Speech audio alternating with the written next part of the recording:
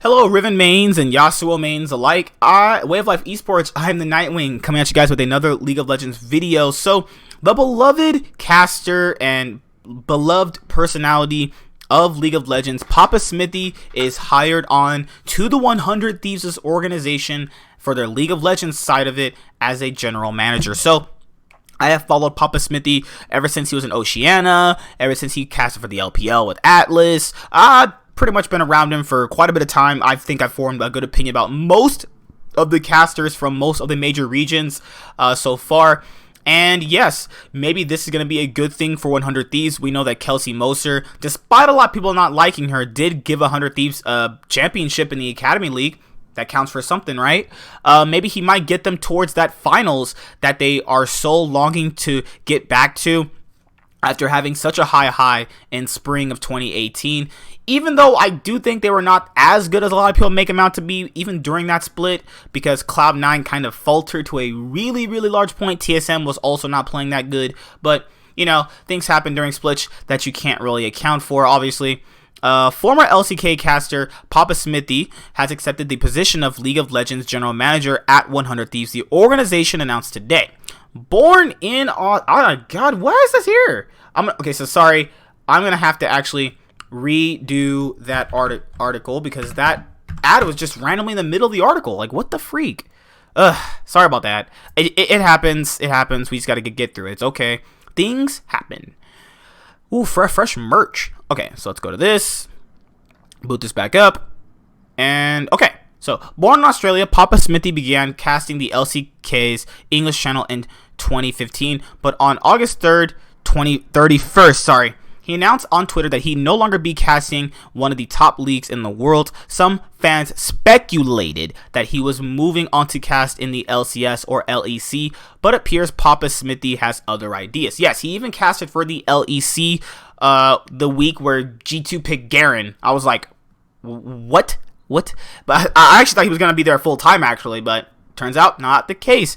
So he might be trying this right now and to see where it'll actually, you know, broaden his career. You always want to try to broaden your career and try to do different things because you always want to try to be more flexible. And if you're more flexible, a lot of people tend to value that a lot more, and those things tend to be a lot better in terms of how people can look at you and view your overall career. Like, you know, even when I started doing League of Legends content compared to what the content that I put out on my main channel, it was always nice to be more flexible and start doing this type of stuff compared to what I was doing on my main channel, because it always gives another insight and look at, basically another look at to other things. And I feel like this can be a very good thing for 100Thieves. I think they need a person like him who, you know, maybe has witnessed other Korean style of coaching run the LCK teams. Now, it is kind of overrated how the Korean teams are looked at in terms of like infrastructure. If you actually do a bunch of reading and do a bunch of listening to a bunch of podcasts that other people who are actually in the scenes talk about how the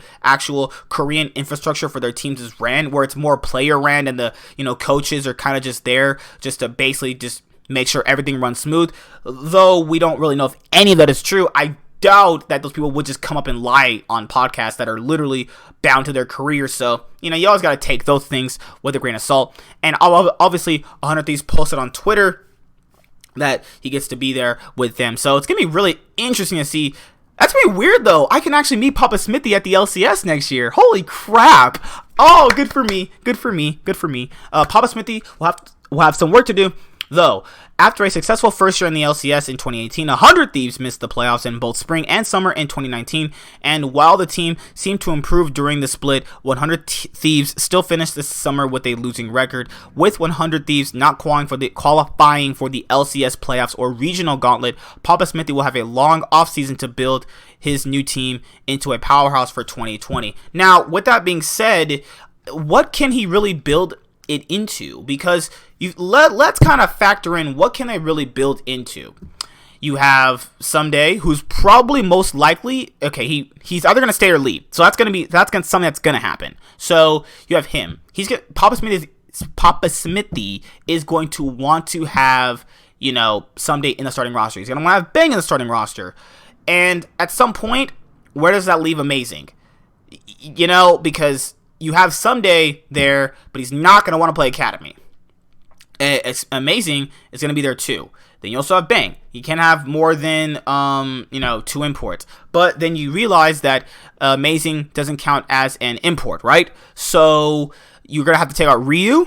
Ryu's probably not going to play mid lane.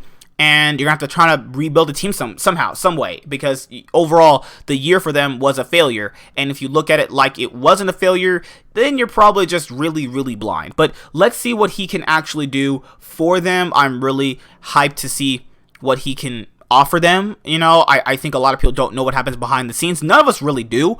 But you got to give credit where credit is due. What is my thick boy Sneaky cosplaying as now? Oh my lord, what is he doing? Okay, I'm turning that. Okay, oh my god, what are you doing, Sneaky? Dang, girl, you're looking fine. This is Sneaky's latest cosplay. He's previously celebrated his cosplay comeback with Pool Party Caitlyn from the League of Legends last month. He replicated the 2018 summer themed skin with a purple bikini, floppy white hat, and shawl. In addition to Caitlyn and Juko, the League player has cosplayed as Dark Elementus Lux, Dark Sword Aurelia, and Star Guardian Soraka. Oh my god. God, that's our ADC. Holy crap, he is so thick. Would smash 10 out of 10. Would smash. But, G2 Perks and Yankos are about to reach 1,000 kills in the LEC. That's interesting. Not a lot of players even get that far because you have to factor in you have to be playing so good and so well to the point where you get to start every single split. And well, these guys are really, really good. Basically, they're almost at 1,000 kills. That's kind of what this is. But we'll have to see if they can reach that in Athens. So let's see if they can get so close to that. So interesting about them. Okay, so last time I was doing this, I forgot to look at the LEC All-Pro team for you guys. So people wanted me to talk about LEC's All-Pro team. This was the LEC All-Pro team for EU. Every person on G2. Yeah, every person on G2. Now, I would like to find out who made it for the second team and third teams respectively. But if I'm looking at this in a basic, not biased form, let's start with support, right? Mickey X as the best support. I think Hylissang played better. I love my G2 boys. You guys know that I love G2, but you know I'm being non-biased here. I'm being completely honest with you. I think Hylissang played better, and this is talking about during the split. It has nothing to do with the recent series of Fnatic and G2. It has nothing to do with that. It's split performance. I want to make sure that is abundantly clear. I would put Hylissang here.